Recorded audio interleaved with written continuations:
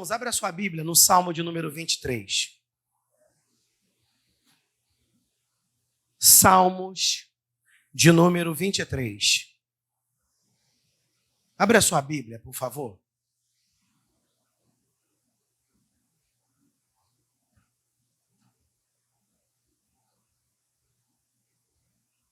Salmo de número 23. É um texto bem conhecido.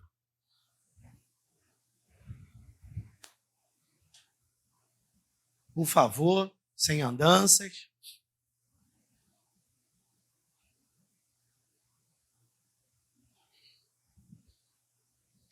Amém? Salmo de número 23.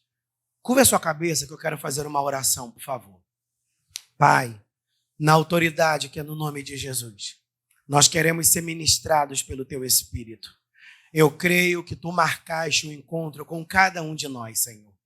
Tu conhece a necessidade dos nossos corações e Tu sabe do que precisamos. Tu sabe em que precisamos ser tratados. E que essa noite seja uma noite em que o Teu Espírito fale profundamente ao nosso coração, para que de verdade as mudanças ocorram, para que de verdade as conquistas ocorram na nossa vida. E que de verdade, Pai, não saiamos daqui de mãos vazias, e nem apenas, e nem tão menos, com a sensação de não ter sido alimentado.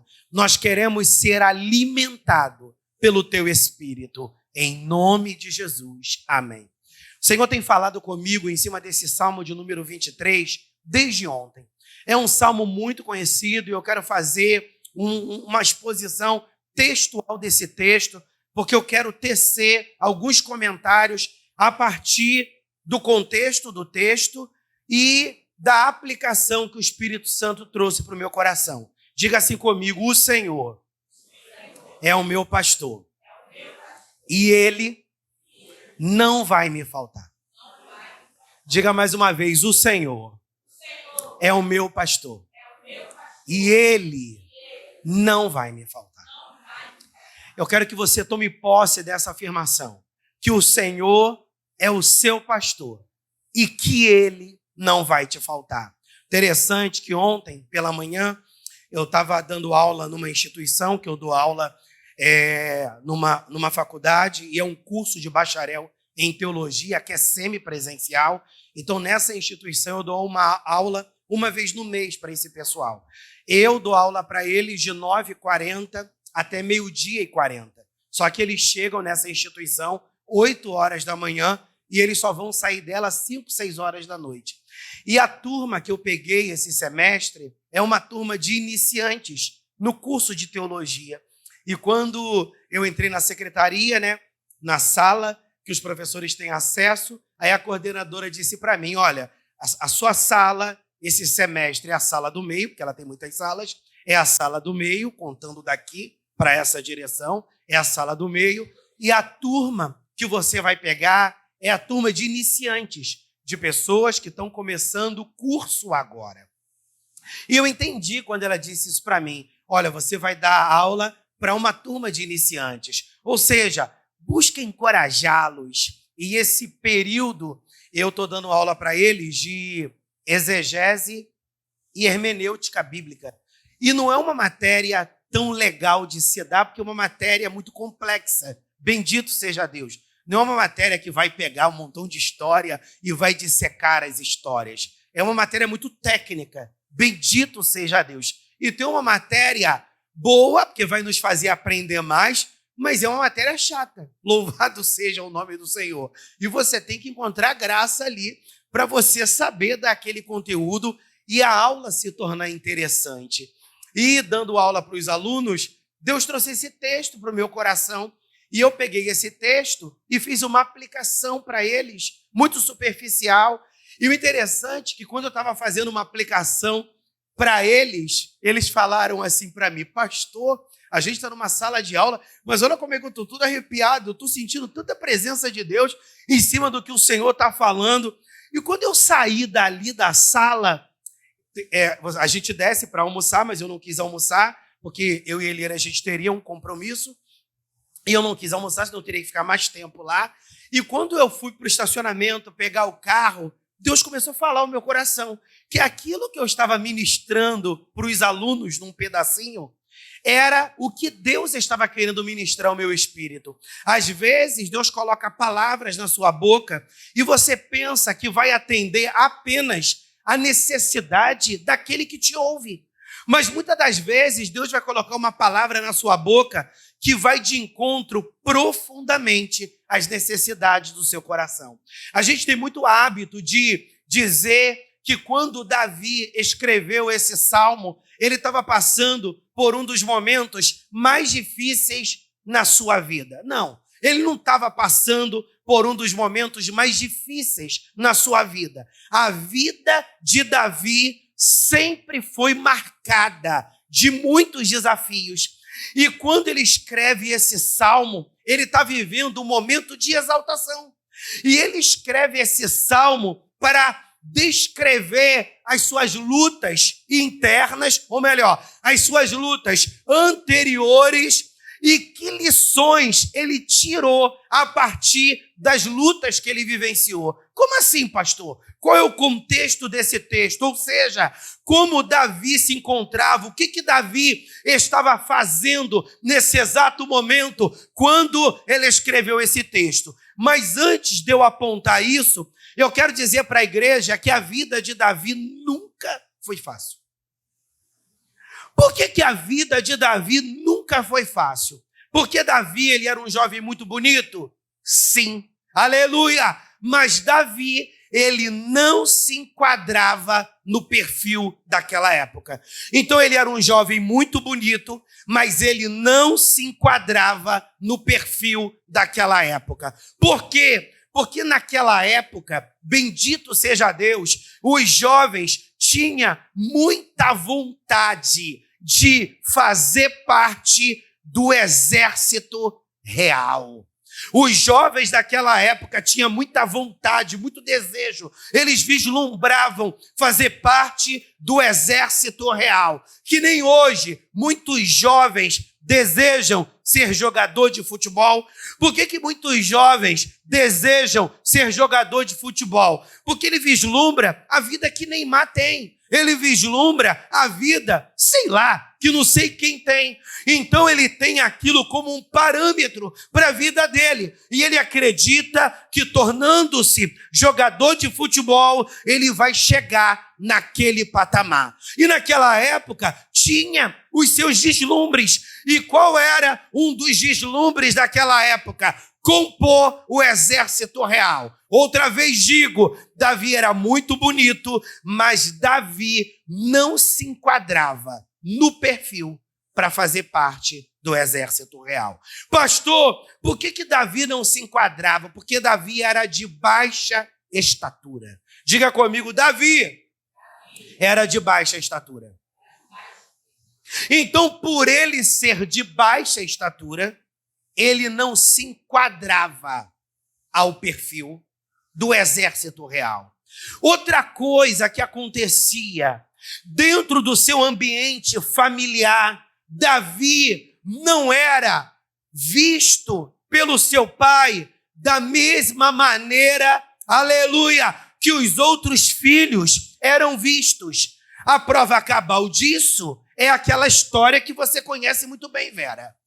Aleluia, nós sabemos que Samuel vai à casa de Jessé. E Samuel, ele vai à casa de Jessé debaixo de um direcionamento espiritual. Qual era o direcionamento? Samuel vai à casa de Jessé, porque dentre os filhos deste homem, eu vou levantar um que vai ser um capitão no meu exército, que vai ser rei em Israel. Por que eu coloquei capitão? Porque tem alguns textos que apresentam Davi como um grande capitão.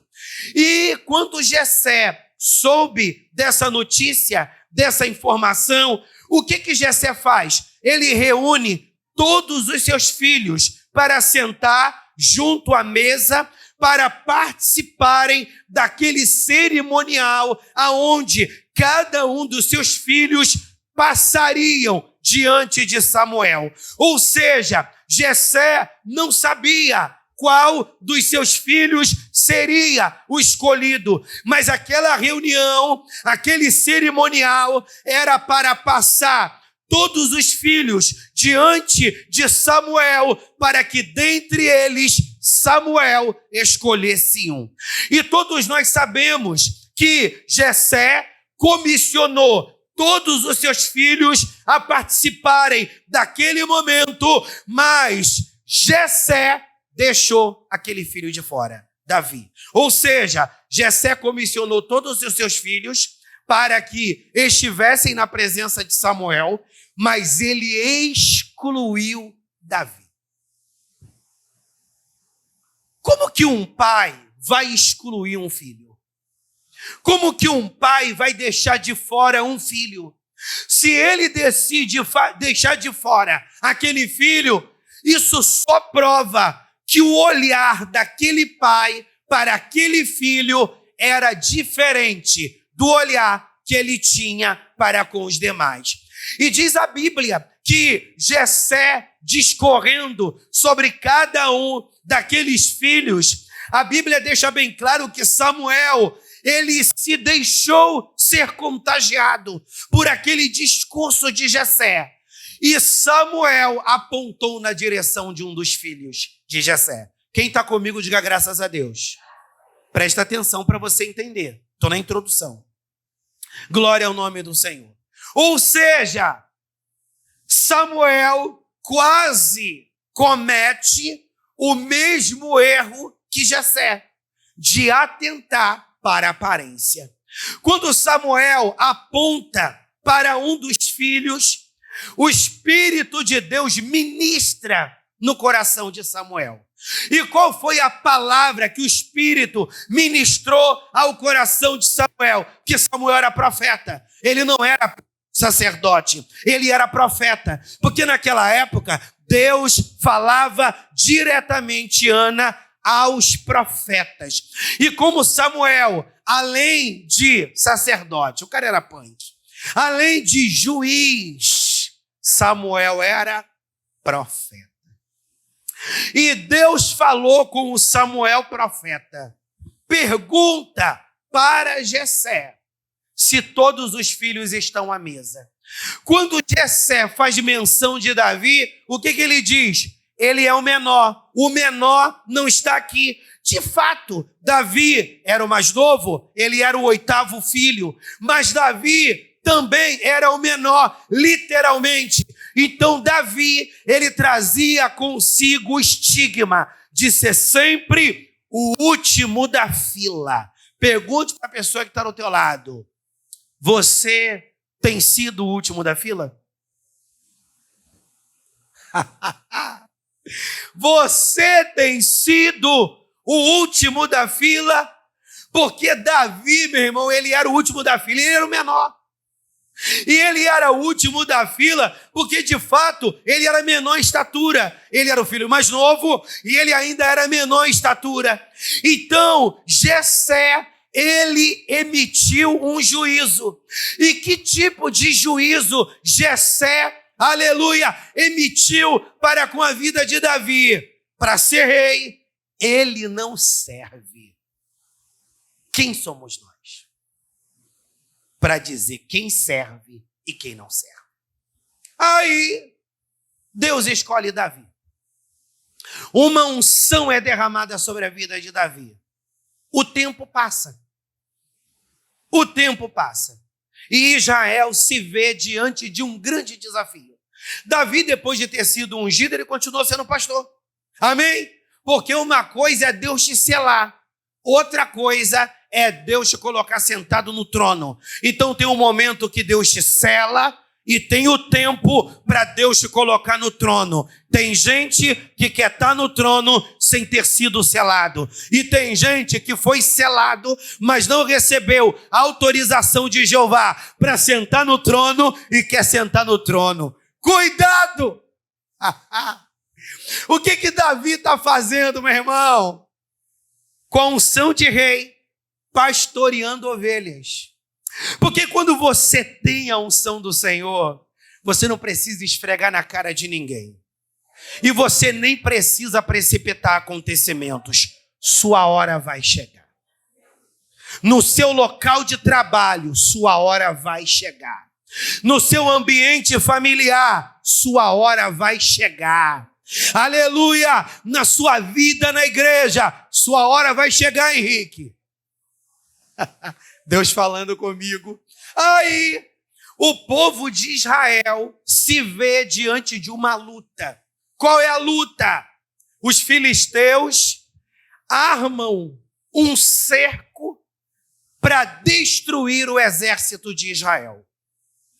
E ele coloca à frente da guerra um homem que tinha matado muita gente. Um homem que tinha destruído muita gente. E um homem oposto de Davi, altíssimo e forte, demasiadamente. E o nome desse homem é Golias. E Golias começa a afrontar o exército de Israel. E ele começa a humilhar o exército de Israel. E isso vai se passando horas e vai se passando dias. E todo o exército de Israel se vendo afrontado e intimidado diante do exército dos filisteus e diante daquele homem que parecia ser de aço. O nome dele é Golias. E Golias começa a afrontar, Golias começa a zombar, e uma das coisas que Golias deixa claro, então quer dizer que no exército de Israel não tem homem com capacidade para me enfrentar. E onde estavam os irmãos de Davi? No exército de Israel. Passando por todas as afrontas que os outros integrantes do exército estavam passando, inclusive o rei daquela época. Quem era o rei? Saul. E diz a Bíblia que o pai de Davi disse: meu filho, leva uma comida para os teus irmãos e vai lá buscar saber o que está acontecendo. Porque seus irmãos estão de serviço há dias e eles não voltam para casa. E a notícia que corre é que o exército de Israel está afrontando, ou melhor, o exército dos filisteus está afrontando o exército de Israel. Meu filho, vai lá saber como se encontram seus irmãos. Meu irmão, era a angústia de um pai preocupado, querendo saber o que tinha acontecido com seus filhos. E vai lá Davi, todo bem intencionado. Quando Davi chega no campo de concentração, e ele começa interpelando seus irmãos para entender o que estava acontecendo, diz a Bíblia que um dos seus irmãos o maltrata, dizendo para Davi: o que você está fazendo aqui, Davi? O clima está muito tenso, você não tem estrutura para estar em nosso meio, o que você está fazendo aqui? Calma, eu vim aqui a pedido de nosso pai, para saber o que está acontecendo com vocês. E eles dão aquele relato para Davi, e Davi percebe o que está acontecendo. Quando a unção ela é derramada sobre a vida de uma pessoa, o Espírito do Senhor se apodera sobre a vida daquela pessoa. Porque essa unção é um revestimento, é uma capacitação. E Davi faz a leitura daquele cenário e imediatamente ele percebe o que está acontecendo. Pastor, eu queria entender essa história. 1 de Samuel, capítulo 17, leia depois, mas eu não vou abrir não. Aleluia! E Davi percebe o que está acontecendo e ele se dá conta que o exército de Israel, um poderoso exército, estava sendo envergonhado pelo exército dos filisteus e, mais especificamente, por um guerreiro chamado Golias, como Naragácia. Imediatamente, Davi, ele decide entrar naquela guerra. Ele imediatamente se posiciona. E Davi diz: não, quem é este incircunciso para afrontar o exército do Deus vivo? Quem é esse homem para se levantar contra o povo de Deus? Não, eu me coloco na guerra para guerrear contra esse homem. Meu irmão, Golias estava afrontando o exército de Israel há dias. Os corajosos, ninguém se colocou na brecha. Mas Davi, tomado pelo Senhor, um pequenininho, decidiu se colocar na brecha para guerrear contra aquele exército. Imediatamente, Saul, querendo que alguém se colocasse na brecha, vendo Davi, um jovem franzino, se colocar na brecha, Saul logo imagina: esse jovem não vai aguentar. Mas Saul não tinha outro. Não tem um ditado popular aí fora?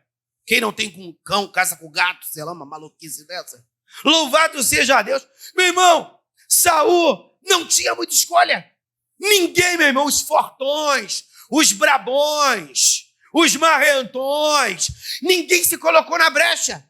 Apenas o pequeno Davi. Aí Saul diz para ele: meu filho, vem cá.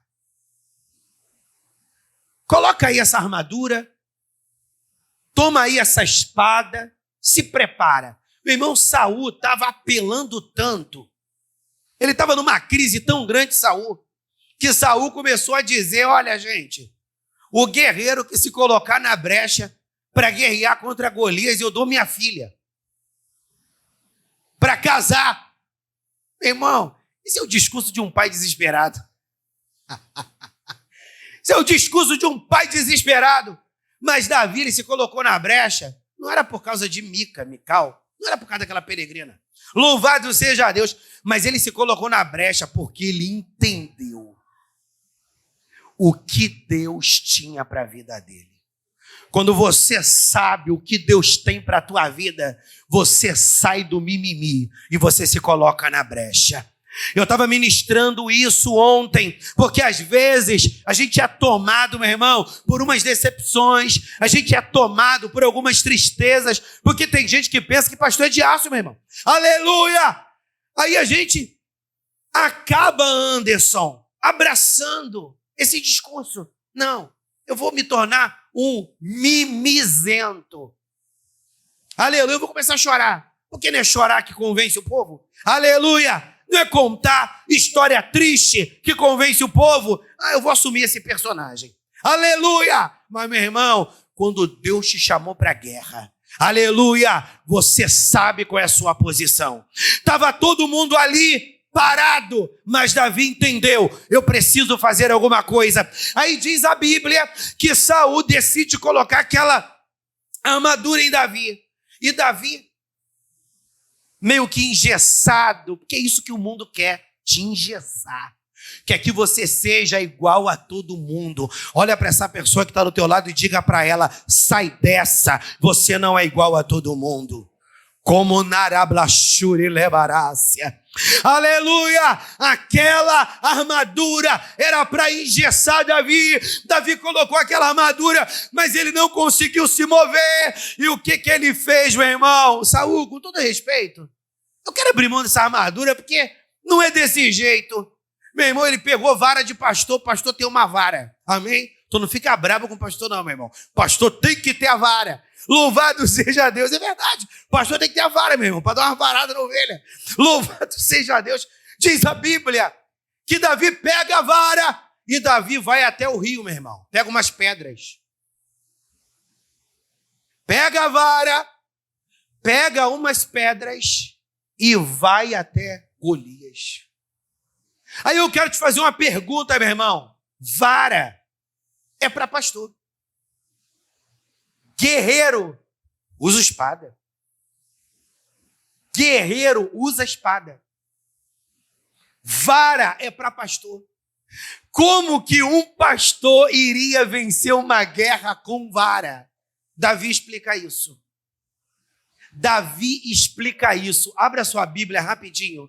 lá em 1 de Samuel, capítulo 17. Esse é o único texto que você vai ler e a gente vai ficar preso em Salmo 23. Eu estou explicando o contexto do texto. Amém? Então pega a visão. Para de andar.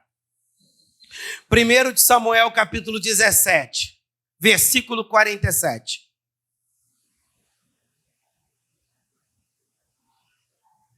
Olha o que diz o versículo 47 de 1 de Samuel 17. Versículo 47 de 1 de Samuel 17.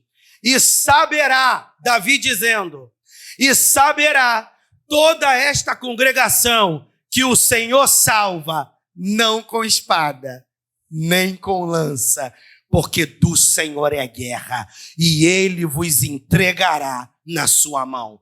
Então, na realidade, meu irmão, a guerra não é sua, a guerra é do Senhor. Por que Davi pegou uma vara e pegou 5 pedras e uma vara iria intimidar Golias? Nunca. Aquela vara era um ato profético que Davi estava realizando. A vara representava o seu posicionamento espiritual.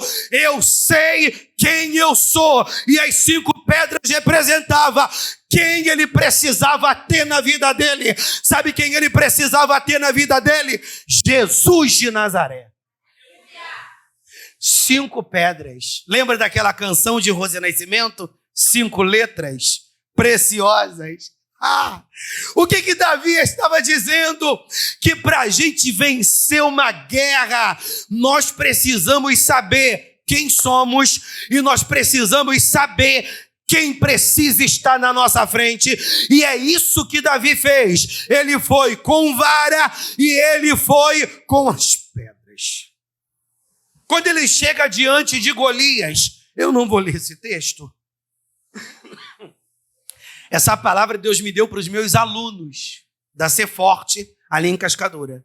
Aí Deus falou para mim, essa palavra é para você, meu filho. Aleluia! Aí eu, como um pastor e pai espiritual, quero alimentar os meus discípulos com aquilo que Deus tem me alimentado.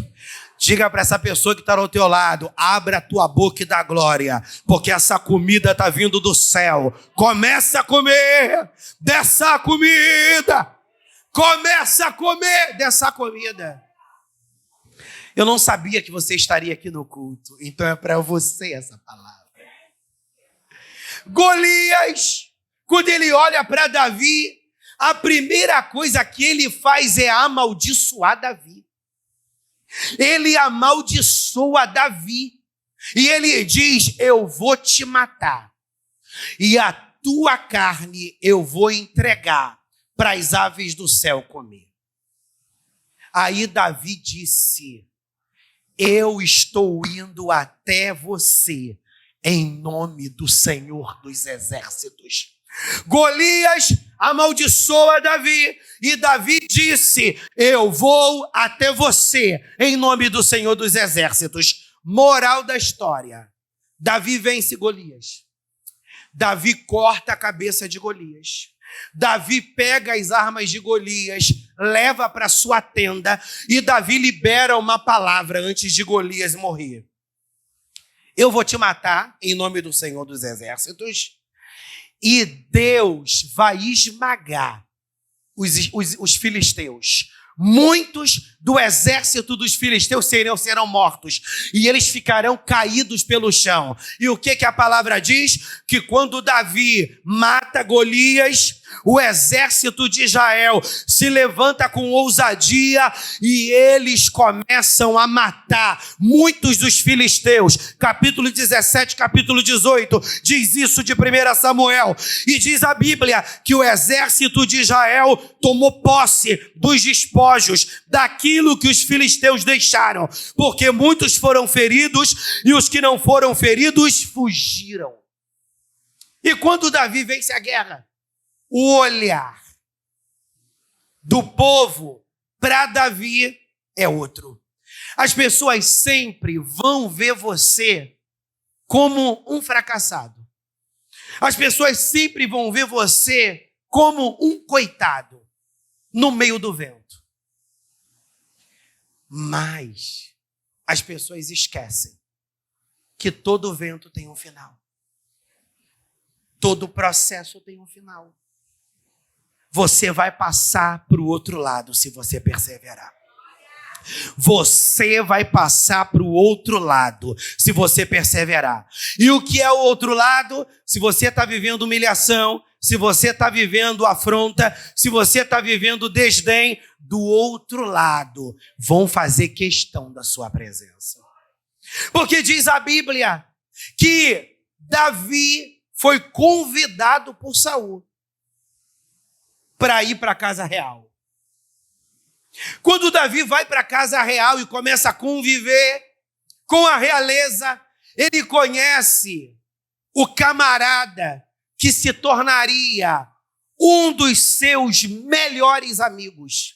Quem Davi conhece? Quando ele se aproxima da casa real, um camarada chamado Jonatas. Jonatas se tornou o melhor amigo de Davi, porque Saul, ele era, meu irmão, uma pessoa desequilibrada. No primeiro momento, Saul permitiu que Davi casasse com sua filha. Saul começou a chamar Davi de filho. A Bíblia diz que Saul começou a exaltar Davi e fazer questão que Davi tivesse na sua casa. Se você ler 1 de Samuel, capítulo 18, você vai ver que Saul nem deixou Davi voltar para casa. Agora você vai ser meu filhão. Mas a Bíblia diz, meu irmão, que essa tranquilidade de Davi dura pouco. Porque Saul se revolta com ele.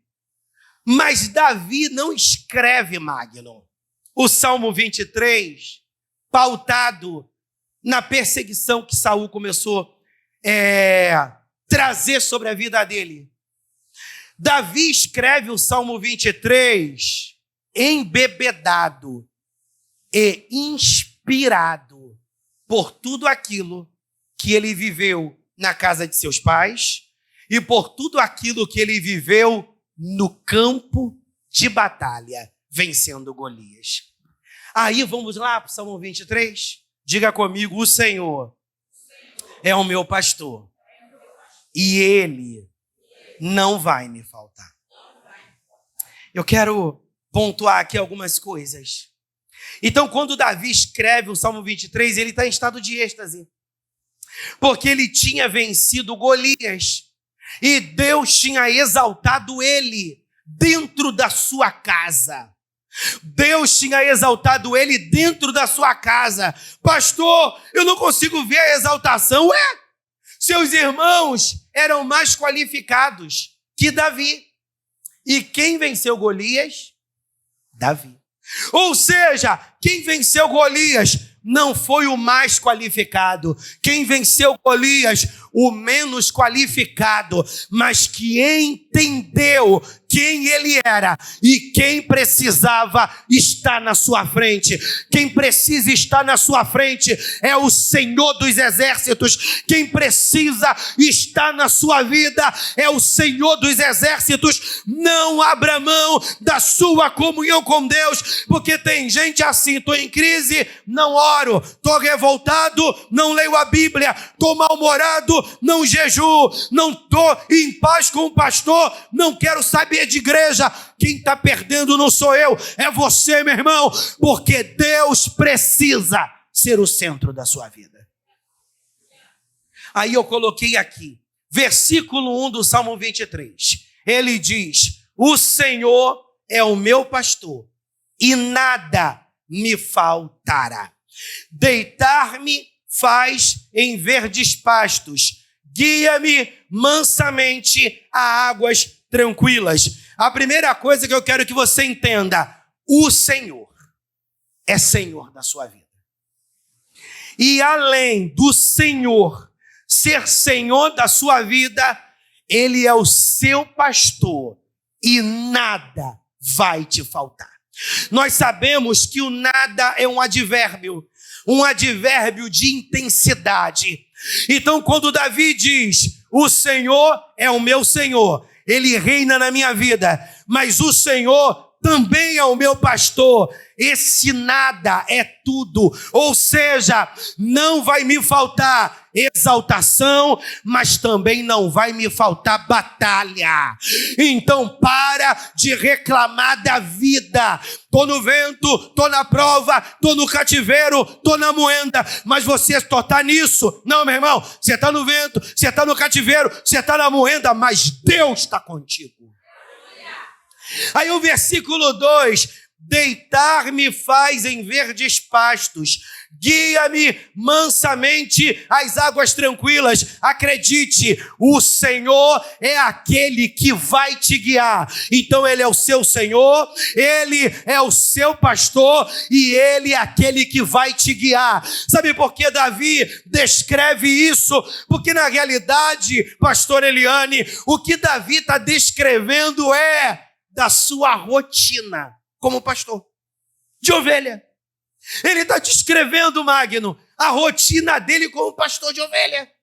E ele está pegando todo o cuidado que ele tem com as ovelhas e ele está fazendo uma analogia do cuidado que Deus tem para com a vida dele. Ou seja, o Senhor é o meu pastor, eu sou pastor de ovelha, eu quero proteger as minhas ovelhas de tudo, mas eu não posso proteger as minhas ovelhas de tudo.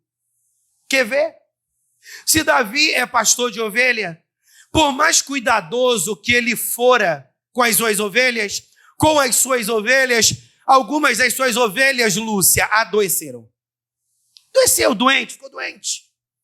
E o que ele fez? Como um bom pastor, Anderson, cuidou da ovelha, deu remédio para a ovelha, mas de repente o cuidado, o remédio não foram suficientes e a ovelha morreu.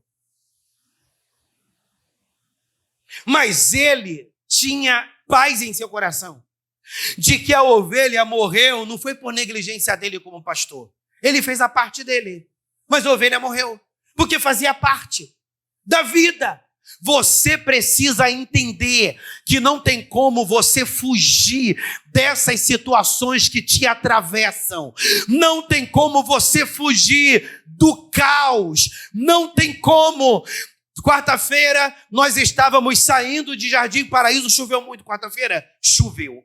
Nós estávamos saindo de Jardim Paraíso. Algumas pessoas que estavam lá estão aqui. Lúcia, Juliano, esposa e outras pessoas. E a gente está dentro da igreja. Estava chovendo muito, mas a gente estava dentro da igreja. Então a gente não conseguia ter dimensão do quanto estava chovendo. Pegamos a estrada, viemos embora. Quando a gente desceu na Avenida Brasil, que a gente viu que realmente estava punk. Meu irmão, enchente para tudo quanto é lugar. E os irmãos sabem que eu não sou de drama não, meu irmão. Eu sou de amenizar, porque eu tenho que ser um pastor equilibrado, né? Amém? As ovelhas estão nervosas, eu vou entrar em crise? Ficar nervoso? Não, tenho que me acalmar. Meu irmão, eu estava com a mão no volante, meu irmão, tremendo. Sério?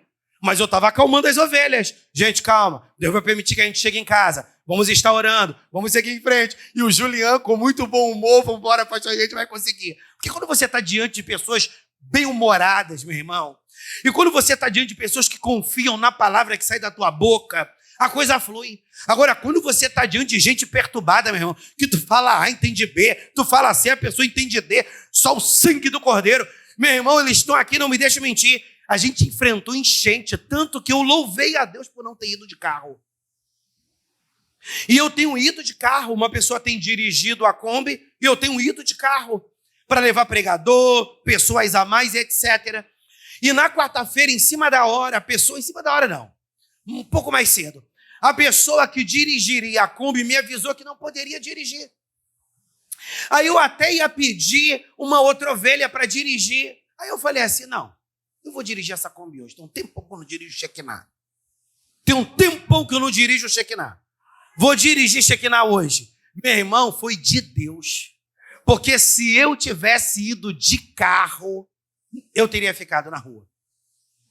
Meu irmão, a Kombi é alta. Tá ali o Juliano, aí sabe o que a gente passou. Meu irmão, a Kombi é alta. Quase que a água entrou dentro da Kombi, Jesus. Quase não, que entrou. Não, mas eu tô lá na frente. Entrou, filhote. Meu irmão, a gente passou por muita situação difícil. A gente passou por muitas situações difíceis. Irmãos, eu estava cheio de medo. Eu estava cheio de medo, mas encorajando minhas ovelhas. A gente vai conseguir em nome de Jesus. Se não der para a gente passar, a gente vai parar a Kombi. O Senhor está conosco. O Senhor não vai permitir que nada aconteça conosco. Nós estamos debaixo de uma palavra. Eu falava ou não falava? E nós chegamos em casa sãos e salvos. Para a honra e para a glória do Senhor. Mas não tinha como a gente fugir daquilo. Nós já estávamos lá. Existem situações, Vera, que a gente consegue fugir.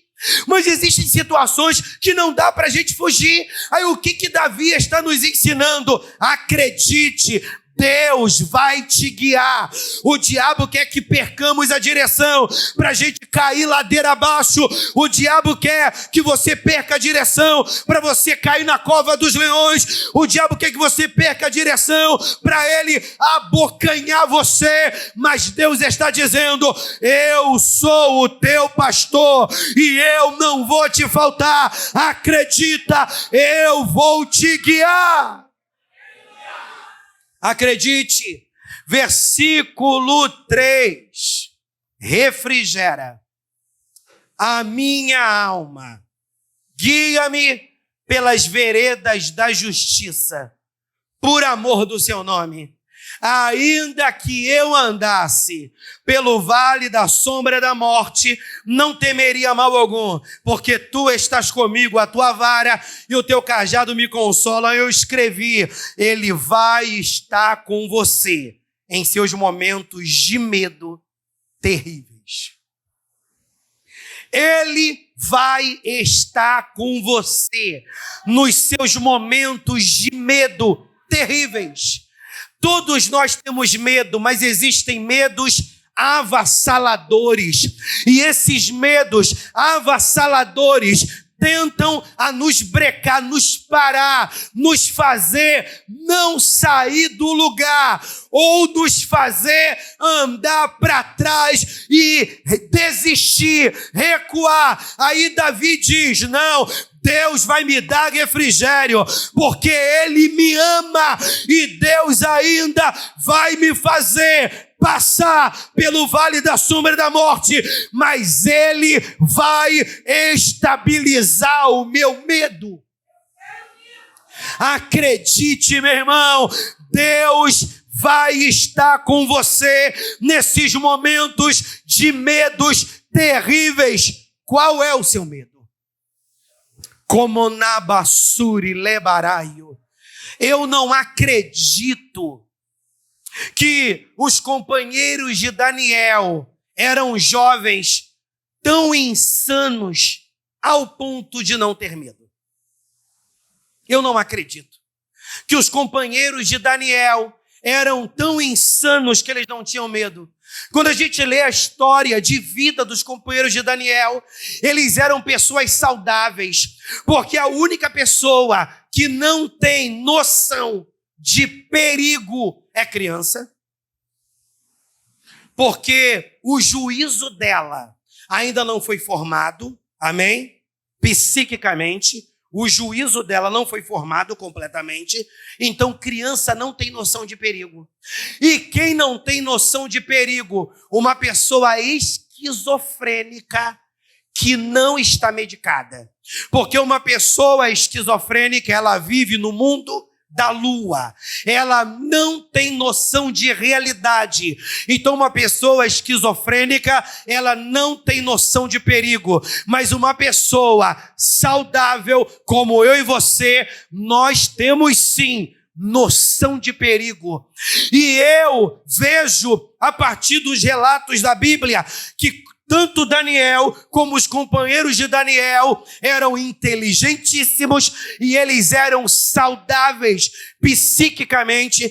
Então eu acredito que quando a fornalha foi aquecida 7 vezes mais e alguém disse para eles: vocês serão lançados na fornalha, eu acredito que eles foram tomados por um medo terrível, mas eles acreditavam: o Senhor é o meu Senhor e Ele vai estar comigo nessa fornalha aquecida 7 vezes mais.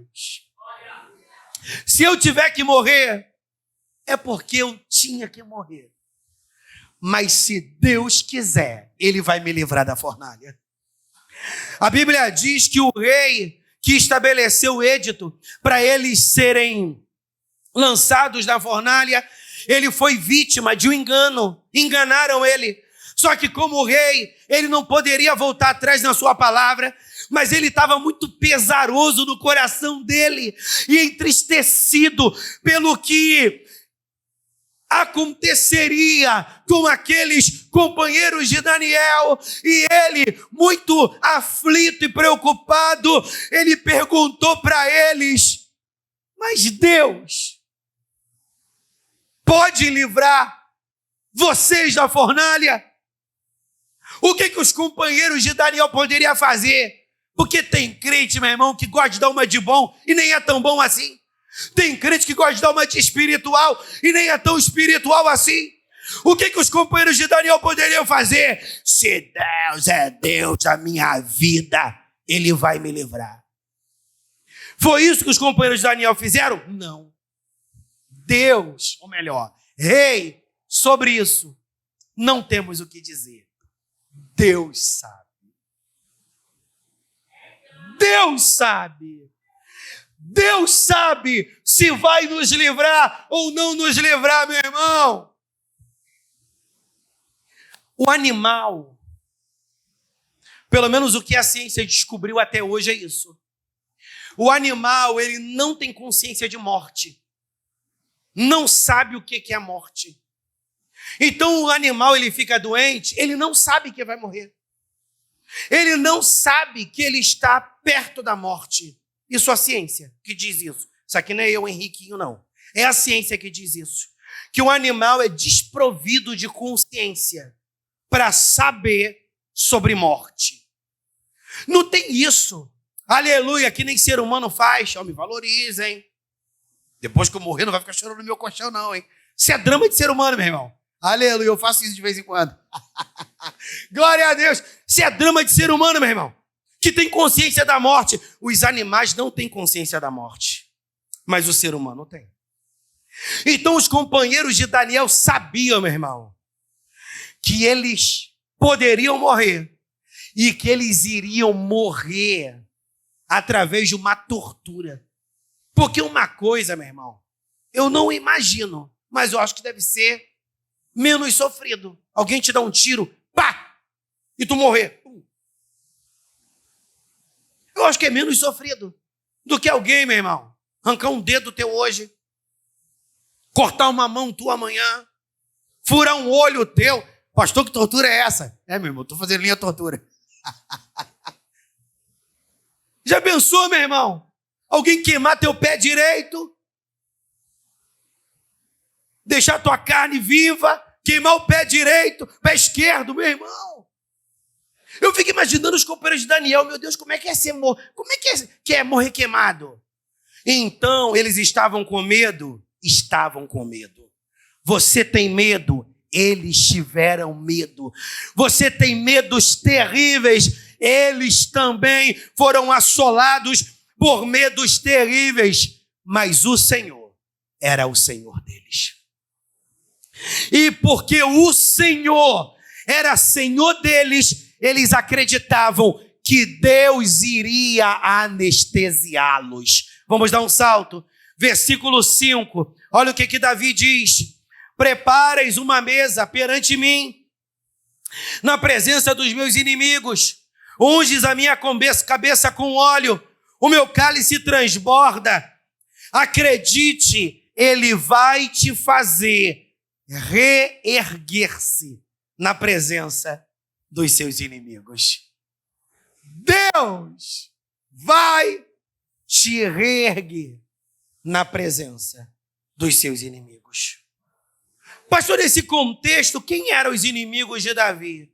Aqueles que não acreditavam nele. Quem não acreditava nele? Seu pai. Quem não acreditava nele? Seus irmãos. Quem não acreditava nele? O próprio Golias. Quem não acreditava nele? O próprio exército dos filisteus que zombou eles. Ué, pastor. Mas o nosso inimigo não é o diabo. Como que o nosso inimigo vai ser o ser humano? O diabo usa quem? Seres humanos.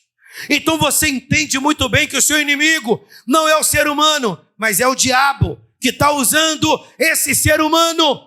Então o que Deus fez Davi experimentar? Davi foi reerguido. Vamos lembrar da reunião que Samuel estava presente? Jessé decidiu deixar ele de fora, mas Deus decide inseri-lo, porque ele era a pessoa que Deus havia marcado. Então o que eu quero que você entenda nessa noite? Que o Senhor, que não vai te faltar, ele vai te reerguer na presença de seus inimigos. Meu irmão, saia dessa ilusão de acreditar que todo mundo gosta de você. Saia dessa ilusão de que todo mundo torce pelo seu sucesso. Saia dessa ilusão de acreditar que está todo mundo feliz porque você está prosperando. Tem gente que está insatisfeita.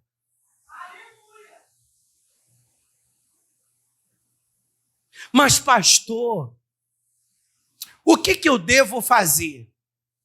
Deixar cada um viver a sua vida e você viver a sua vida. Comundarablaxuri lebarácia. Acredite, Deus vai te reerguer na presença dos seus inimigos. Meu irmão, essa palavra não é uma palavra de briga, é uma palavra profética para te fazer acreditar que Deus vai honrar a sua fé. Acredite nisso. Deus vai fazer você experimentar dessa mudança de cenário. Você acha que quando eu comecei no ministério, todas as portas se abriram para mim facilmente? Você acha que todas as pessoas acreditaram facilmente? Mas o meu testemunho foi fazendo com que chaves fossem viradas e portas foram sendo abertas. Acredite, meu irmão, alguém pode se levantar e pode até tentar fechar uma porta para você, mas a porta que Deus abriu ninguém fecha. E é muito interessante que a porta que Deus fecha, ninguém abre. Eu não sei, aleluia, quem ou o que está acontecendo para que portas se fechem na sua vida, no trabalho ou aonde quer que seja. Acredite, as portas tentaram se fechar diante de Davi, mas Deus não permitiu, porque a hora de Davi havia chegado. Para a gente fechar, última frase, é o versículo 6. Certamente que a bondade e a misericórdia me seguirão todos os dias da minha vida. Eu vou ler mais uma vez. Certamente que a bondade e a misericórdia me seguirão todos os dias da minha vida e habitarei na casa do Senhor por longos dias. Acredite, Ele vai te fazer experimentar de sua bondade e fidelidade. Ele vai te fazer experimentar da bondade dele e da fidelidade dele para com a sua vida. Foi isso que Davi experimentou. Enquanto Davi estava sendo desprezado pelos da sua família, Deus colocou um amigo leal diante dele. Quem foi esse amigo? Jonatas. Jonatas foi um amigo leal na vida de Davi. Acredite, Deus coloca pessoas no nosso caminho para nos abençoar de forma que sequer imaginamos. Acredite nisso. Ah, pastor, mas minha mãe me abandonou. Meu irmão me abandonou. Meu colega me abandonou. Meu amigo me abandonou. Meu irmão, existem pessoas que vão te abandonar. Mas existem pessoas que estarão na sua vida por causa de um propósito. Jonatas chegou na vida de Davi para ser instrumento de livramento na vida de Davi. Como eu falei para vocês, faz um sonzinho aí bem suave. Como eu falei para vocês, Saul, e aqui eu termino, se coloca de pé. Saul, ele era um cara desequilibrado. E alguém desequilibrado, meu irmão,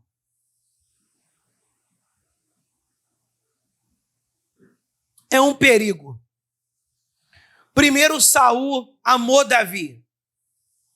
Só que teve um momento que a popularidade de Davi aumentou, né? E quando a popularidade de Davi aumenta, Saul é tomado por um ciúme. Saul é tomado por uma inveja. E ele começa a perseguir Davi.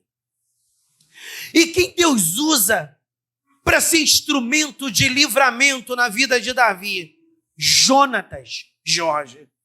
Porque muitas das vezes Jonatas chegou para Davi e diz: Davi, não entra nessa cidade. Meu pai vai lá e se ele te pegar, ele vai te matar.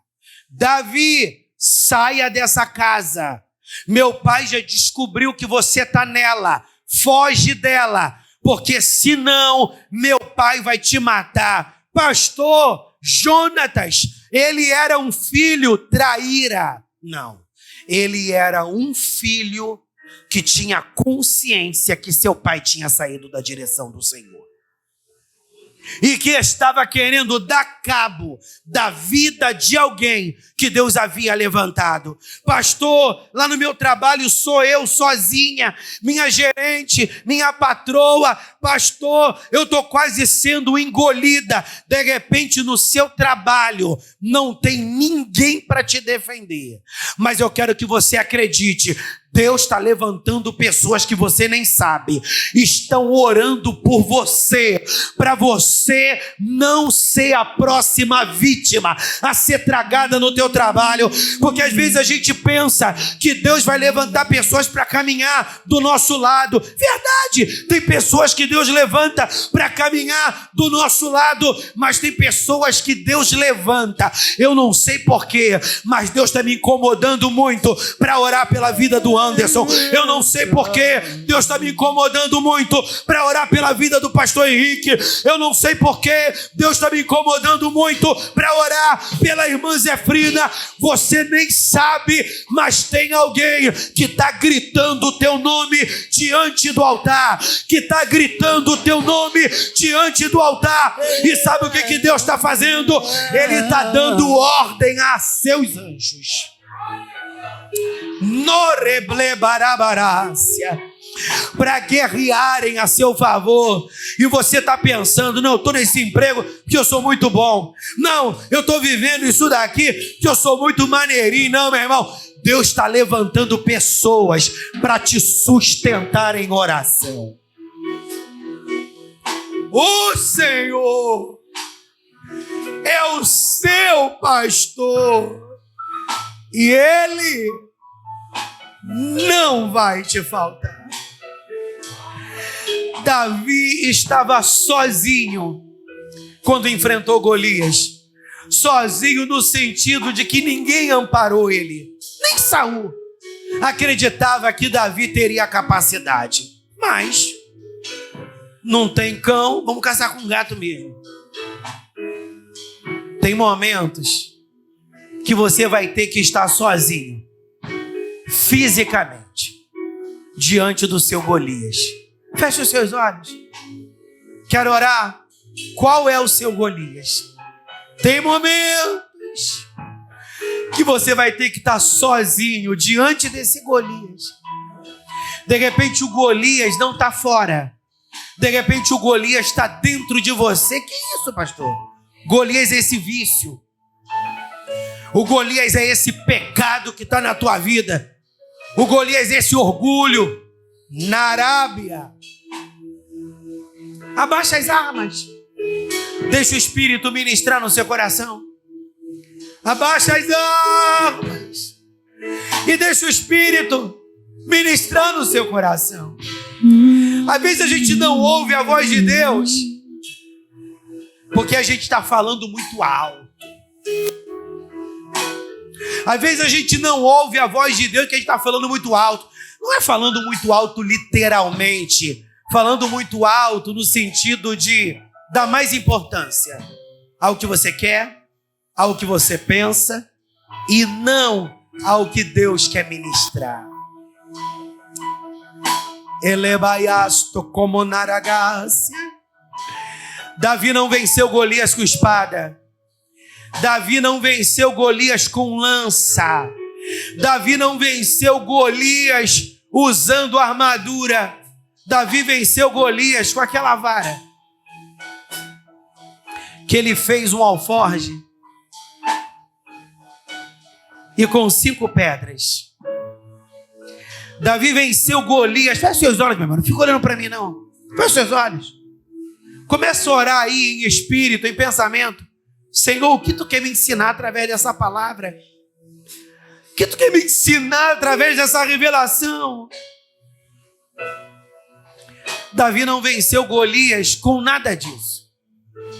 Ele tinha uma vara e ele tinha 5 pedras. Ele tinha uma vara e ele tinha 5 pedras. A vara era a vara de um pastor. Na Arábia. Ele é manhoncho e ele é barabará. Essa vara fala de quem Davi era. Deus me chamou para pastorear. Eu sou pastor de ovelha. Até o dia que Deus quiser. Era esse o discurso de Davi. Eu sei quem eu sou. Eu sou pastor. Eu tenho unção de rei. Mas eu sou pastor. E aquelas 5 pedras falava de quem precisava estar na sua vida. Às vezes temos vontade de estar em lugares. Às vezes temos fome. Vontade de comer certas coisas. E às vezes nós temos necessidade de pessoas. Queria tanto que Beltrano tivesse do meu lado. Queria tanto que Ciclana tivesse do meu lado. Eu queria tanto que essa pessoa que partiu tivesse comigo nesse momento doloroso. Quando Davi pega aquelas 5 pedras, ele estava dizendo: eu sei quem precisa estar comigo nesse momento. E quem precisa estar comigo nesse momento é o Senhor. O Senhor é uma fonte de vida e Ele está jorrando aqui. Através dessa água, como nasce a nébia.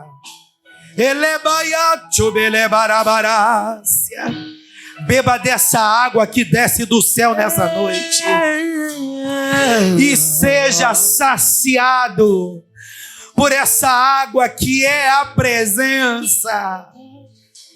E Ele vai te fazer vencer como Davi venceu. Ele vai te guiar. Ele vai estar com você no momento de seus medos mais terríveis. Ele vai te reerguer na presença dos seus inimigos. E Ele vai te dar o privilégio de você experimentar da bondade, da fidelidade dEle na sua vida. Coloque a mão no seu coração, Pai, na autoridade que é no nome de Jesus Cristo. Tu és esse pastor que esteve presente na vida de Davi, da mesma maneira que Davi, como pastor, esteve presente na vida de todas as suas ovelhas, quando ele estava no campo, cuidando das ovelhas de seu pai. Ele correu o risco de morte lutando com o urso. Ele correu o risco de morte lutando com o leão.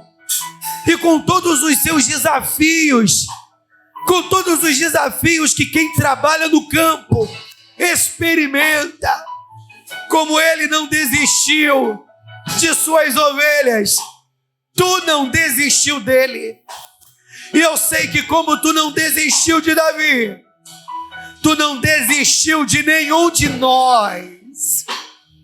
Consola, conforta, guia, protege-nos do medo, nos faz triunfar na presença dos nossos inimigos, porque nós sabemos, Pai, que na vida de cada um de nós, o inferno fez uma reunião,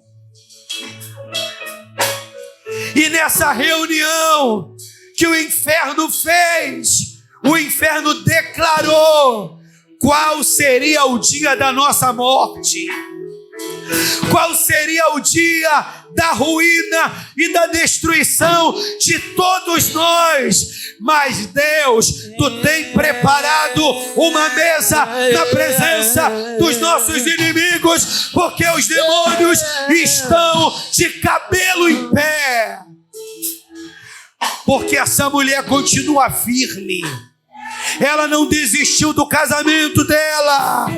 Esse varão continua firme. Ele não desistiu da sua família. Essa obreira continua firme, porque ela não desistiu do seu chamado, ainda que os seus inimigos estejam batalhando. Deus, em nome de Jesus, que essa palavra que o teu Espírito revelou para o meu espírito seja como uma roupagem espiritual, e que essa roupagem se chame revestimento. Revestimento, porque a vitória não vai vir nós usando espada, nós usando lança, nós usando pistola. A vitória vai vir do Senhor, porque do Senhor é a batalha. Declare aí no teu lugar: do Senhor é essa batalha que eu estou vivendo, do Senhor é essa batalha que eu estou atravessando, do Senhor é essa luta de enfermidade que eu estou vivendo, do Senhor é essa batalha, e é do Senhor que virá a minha vitória. Diga comigo: é do Senhor que virá a minha vitória. Diga mais uma vez: é do Senhor que virá a minha vitória, em nome de Jesus. Você pode celebrar a Deus com as suas palmas. Louvem ao Senhor.